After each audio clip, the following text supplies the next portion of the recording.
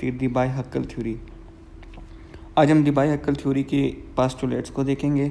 डिबाई-हक्केल theory के अंदर use होने वाली टर्मिनोलॉजीज़ को देखेंगे और हम देखेंगे कि इसकी क्या लिमिटेशन है। सबसे पहले डिबाई-हक्केल थ्योरी की हिस्ट्री की तरफ चलते हैं। तो ये दो साइंटिस्ट डिबाई और हक्केल ने मिलकर 1923 में थ्योरी प्रपोज की। इसको हम डिबाई-हक्केल थ्योरी भी कहते हैं। अगर आपको थोड़ा सा पिछला लेक्चर याद हो तो आपको पता है उसमें हमने आयनिक एक्टिविटी को डिस्कस किया था और हम आयनिक एक्टिविटी को आइडियल सोल्यूशन के लिए डिस्कस किया था या 1 मोलर सोल्यूशन जो बने हुए होंगे उनके लिए सिर्फ और सिर्फ हम चेक कर रहे थे। यहाँ पे इस थ्योरी में हमने आयनिक एक्टिविटी या आयनिक एक्टिविटी कोफिशिएंट जो है वो हमने डिफरेंट कंसंट्रेशन ऑफ सोल्यूशन के लिए डिस्कस किया। वहाँ पे सिर्फ और सिर्फ हम आइडियल केस को देख रहे थे। हमने आयनिक एक्टिविटी देखी थी आइडियल के केस में।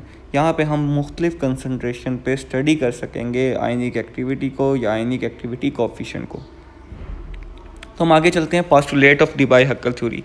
डिबाई-हक्केल थ्योरी के मुख्तलिफ पोस्टुलेट थे, वो कौन कौन से हैं यहाँ पे हम देखेंगे। सबसे पहला पोस्टुलेट जो है हमारे पास, every strong electrolyte is completely ionise at all dilution. Simple हमारे पास पोस्टुलेट है। इसमें हमारे पास कह रहा है कोई भी स्ट्रॉन्ग इलेक्ट्रोलाइट, अगर थोड़ा सा मैं आपको ये बता दूं कि दो तरह के इलेक्ट्रोलाइट होते हैं, एक स्ट्रॉन्ग होगा और एक वीक होगा। स्ट्रॉन्ग इलेक्ट्रोलाइट हमारे पास वो होगा जो कम्प्लीटली आयोनाइज हो जाएगा सॉल्यूशन में, और वीक हमारे पास वो होगा जो कम्प्लीटली आयोनाइज नहीं होगा। जितना हमारे पास इलेक्ट्रोलाइट जो है आयोनाइज हो उतना ज़्यादा वो स्ट्रॉन्ग इलेक्ट्रोलाइट करेगा। तो यहाँ पे हमारे पास यही बात कर रहा है वो, every strong electrolyte is completely ionise at all dilution, कि तमाम के तमाम स्ट्रॉन्ग इलेक्ट्रोलाइट जो होंगे वो कम्प्लीटली आयोनाइज हो जाएंगे किसी भी सोल्यूशन में या किसी भी डाइल्यूशन में। हम बहुत कम क्वांटिटी में लें या ज़्यादा क्वांटिटी में लें, उसमें जो स्ट्रॉन्ग इलेक्ट्रोलाइट होगा वो कम्प्लीटली आयोनाइज होगा। अब two forces act on A mobile ion. Mobile ion से मुराद यहाँ पे मूविंग आयन्स है। मोबाइल वर्ड जो है आप लोगों को पहले भी मैं काफ़ी दफ़ा बता चुका हूँ कि मोबाइल वर्ड जहाँ आ जाए इसका मतलब मूविंग से रिलेट होता है। वो कह रहा है दो फोर्सेस हैं जो मोबाइल आयन्स पे एक्ट कर रही हैं। वो कौन कौन सी फोर्सेस हैं जो मोबाइल आयन पे एक्ट कर रही हैं। सबसे पहली फोर्स है इलेक्ट्रिकल फोर्स।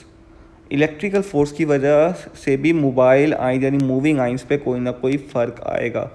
और दूसरी है रेजिस्टेंस फोर्सेस। अब इन दोनों को आगे जाके हम डिस्कस करेंगे। अभी ये दो बेसिक फोर्सेस हैं जो मोबाइल आयन्स पे जो हैं वो इफ़ेक्ट कर रही हैं।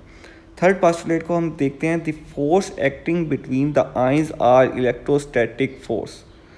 जो फोर्स, अब जाहिर सी बात है जब भी हम आयनिक सोल्यूशन की बात करते हैं उसी के अंदर आयनिक एक्टिविटी चेक करते हैं तो उसके अंदर आयन्स बने होंगे सोल्यूशन के अंदर, और जब आयन्स बने होंगे सोल्यूशन के अंदर तो साफ जाहिर है कि उसके अंदर पॉजिटिव आयन्स भी होंगे और नेगेटिव आयन्स भी होंगे।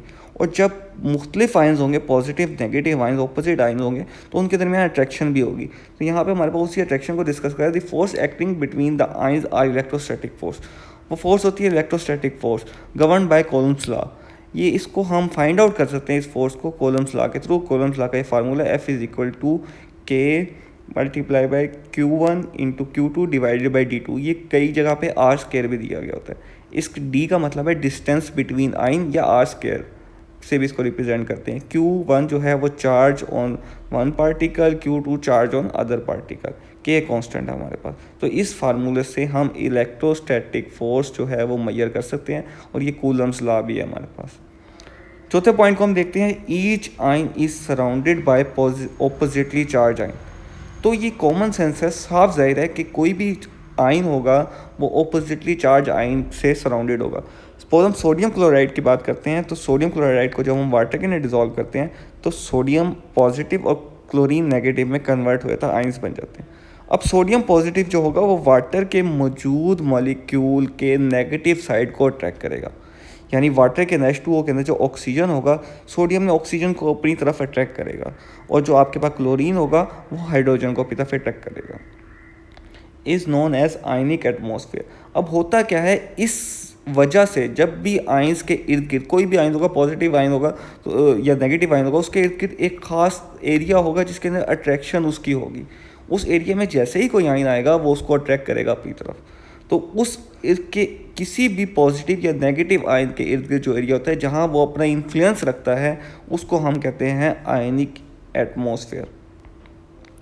आयनिक एटमॉस्फेयर की यहाँ पे हमारे पास डेफिनेशन भी दी हुई है। Ionic atmosphere is a concept employed in Debye-Huckel theory which explains the electrolytic conductivity behavior of the solution.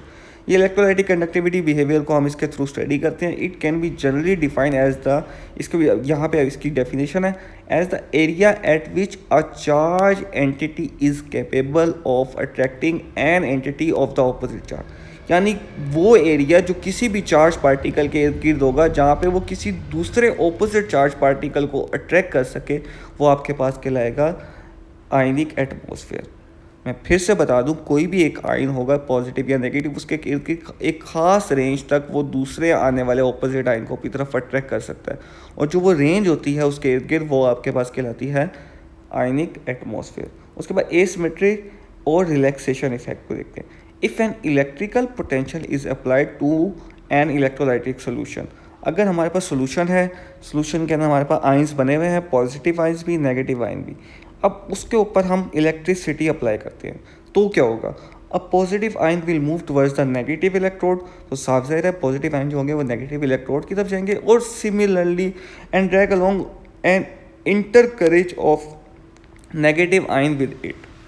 अब क्या होगा, पहले जब तक इलेक्ट्रिसिटी अप्लाई नहीं है तो होगा पॉजिटिव आयन के इर्द गिर्द नेगेटिव आयन जो है वो इकट्ठे हुए होंगे, और नेगेटिव आयन के इर्द गिर्द उसके पॉजिटिव आयन जो होंगे वो ऑपोजिट चार्ज आयन इकट्ठे होंगे. अब जैसे ही इलेक्ट्रिसिटी अप्लाई की तो ये आयन जो है वो मूव करना शुरू होंगे इलेक्ट्रोड की तरफ. जब इलेक्ट्रोड की तरफ मूव करना शुरू होंगे तो उसके अंदर मौजूद जो ऑपोजिट आयन होगा वो उसके दरमियान हिंड्रेंस काज करेगा. अब positive ion will move towards the negative electrode and drag along the inter courage of negative ion with it.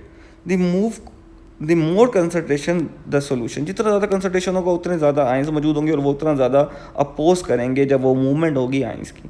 The closer these negative ion are to the positive ion and thus the greater the resistance experience. ये भी हो सकता है कि अगर वो उसके साथ अट्रैक्ट ज़्यादा हो रहे हैं तो वो उसको मूव करने में हिंड्रेंस काज कर रहे हैं, उसको मूव नहीं करने दे रहे ऑपोजिट आयन को इलेक्ट्रोड की तरफ. तो ये दोनों इफेक्ट जो हैं इसके नतीजे में हमारे पास क्या होता है, this influence on the speed of the ion, हमारी आयन की स्पीड के ऊपर इफेक्ट करता है. इसको हम कहते हैं रिलैक्सेशन इफेक्ट. किस तरह इफेक्ट हुई आयन की स्पीड हमारे पास जब हमने इलेक्ट्रिसिटी अप्लाई की है तो जो आयंस मौजूद हैं वो अपने अपने इलेक्ट्रोड की तरफ मूव करने जा रहे हैं. अब जब वो अपने अपने इलेक्ट्रोड की तरफ मूव करने जा रहे हैं तो उनकी पहले आयंस के आपस में कोई ना कोई अट्रैक्शन थी, उन्होंने वो अट्रैक्शन को तोड़ के एक दूसरे से दूर दूर जाना है. तो वो जो आपस में अट्रैक्शन को तोड़ेंगे उसकी वजह से कोई ना कोई स्पीड जितनी होनी चाहिए थी उनकी अट्रैक्शन ना होने पर उससे कोई ना कोई चेंज होगी या कम होगी, हम कह रहे हैं स्पीड. तो इस चीज़ का इफेक्ट, इस इफेक्ट का नाम दिया गया है रिलैक्सेशन इफेक्ट. आगे हमारे पास है electrophoretic effect. Factor which shows the motion of ion with in a solution, वो फैक्टर जो हमारे पास ये बताता है कि मोशन ऑफ आयन सोल्यूशन में कैसी होगी. It is the tendency of the applied potential to move the ionic atmosphere itself. अब किस हद तक हम पोटेंशियल अप्लाई कर रहे हैं ये इस चीज़ के ऊपर भी डिपेंड करता है कि आयंस किस हद तक मूव करेंगे. This drag of the solvent molecule along behave the attractive forces between ions and solvent molecule. अच्छा, इससे ज़्यादा बेहतर मैं आपको थोड़ा सा आसान वर्डों में बता दूं. इसमें हम वो तमाम फैक्टर्स को देखते हैं जो आयंस के मोशन पे इफ़ेक्ट करेंगे. वो फैक्टर कौन कौन से हो सकते हैं, मुख्तलिफ फैक्टर हो सकते हैं. सबसे पहले अप्लाइड पोटेंशियल, अगर पोटेंशियल ज़्यादा होगी तो आयन की स्पीड ज़्यादा होगी. दूसरा हमारे पास विस्कोसिटी भी हो सकती है सोल्यूशन की. तीसरा हमारे पास हम ये कह सकते हैं कि आयनिक एक्टिविटी उसकी हो सकती है कि किस हद तक वो आयंस बनाता है, कितना वो स्ट्रॉन्ग इलेक्ट्रोलाइट है, कितना वो वीक इलेक्ट्रोलाइट है. इस चीज़ के ऊपर इसी तरह बहुत सारे फैक्टर होते हैं जो इफ़ेक्ट करते हैं. तो वो तमाम फैक्टर जो आयनिक एक्टिविटी को, आयंस इन द सोल्यूशन को या आयन की मूवमेंट को इफेक्ट करें वो तमाम के तमाम कहते हैं electrophoretic effect. As the result central ion at the centre of the ion atmosphere is influence to move towards the pole. जो भी इसके मूवमेंट को इन्फ्लुएंस करें वो तमाम के तमाम इसमें आ जाते हैं हमारे पास इलेक्ट्रोफोरेटिक इफेक्ट. तो हमने 3 तरह की चीज़ें देखी, आयनिक एटमॉस्फेयर, एसिमेट्री और relaxation effect, and third one is electrophoretic effect. ये 3 बहुत इंपॉर्टेंट चीज़ें हैं जो आगे आने वाले लेक्चर में डिस्कस होंगी, तो इसको ज़हन में रखिएगा. इसके बाद आखिरी हमारे पास जो इसके लिमिटेशन इसकी क्या है, the model of an ionic atmosphere is less adequate for concentrated ionic solution near saturation. These solution as well as molten salt have a structure similar to the crystalline structure where water molecules are located between ions.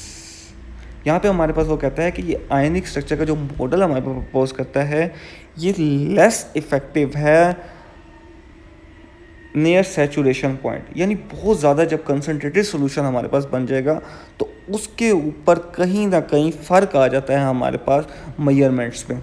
वो फ़र्क इसी वजह से है, जब बहुत ज़्यादा concentrated solution बनेगा तो आयन की मूवमेंट में फ़र्क पड़ेगा, इफेक्ट होगा, जो जिसकी वजह से हमारे पास कैलकुलेशन में भी इफेक्ट आएगा। इसकी सिर्फ ये लिमिटेशन है कि ये बहुत ज़्यादा हद तक कंसनट्रेटेड सोल्यूशन के जब हम टेस्ट करते हैं तब इसके अंदर लिमिटेशन आ जाती हैं। वो किस हद तक कंसनट्रेटिंग के नियर सैचुरेशन, यानी सैचुरेशन पॉइंट के करीब करीब हाँ अगर हम सोल्यूशन बनाए, आयनिक सोल्यूशन बनाए, तो उसमें मेजरमेंट में हमारे पास डिफ़िकल्टी आती है। अब सैचुरेशन पॉइंट वो होता है कि मैक्सिमम डिज़ोल्विंग कैपेसिटी किसी भी उसकी सोल्यूशन के अंदर। अब हम जब उसके करीब करीब ले जाएंगे उसको तो उसके अंदर आयंस बहुत ज़्यादा मौजूद होंगे जो हिंडर्स काज करेंगे और इसकी लिमिटेशन में आ जाता है। This is all about today's lecture. Thank you.